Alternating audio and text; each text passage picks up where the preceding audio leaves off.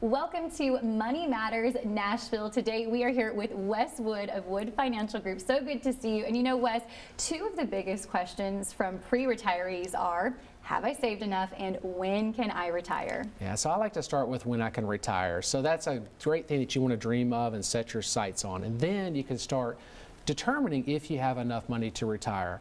Because if you don't have enough money to retire, to generate enough in the form of interest and dividends, to live off of just those interest and dividends, not deplete principal. We call it only eating the eggs, not the chickens. It could put you in harm's way. Because if you retire too early and you haven't saved enough, you could be running out of money and depleting principal over time. So Wes, how do you pick that retirement date? Well, we always say start dreaming, pick that date, and then start backing into the numbers. But then once you're building your plan together, just make sure you've saved up enough money.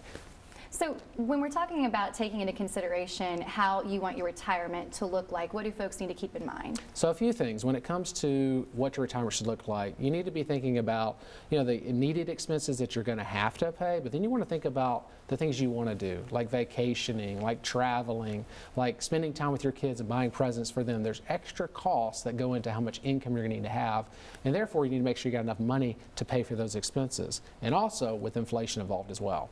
Okay, now let's talk about healthcare. Does it play a role in determining your retirement date? Definitely does. There's a 50-50 chance you're going to need some type of long-term care and health care concerns. So you need to make sure you've saved up enough money to pay for that expense.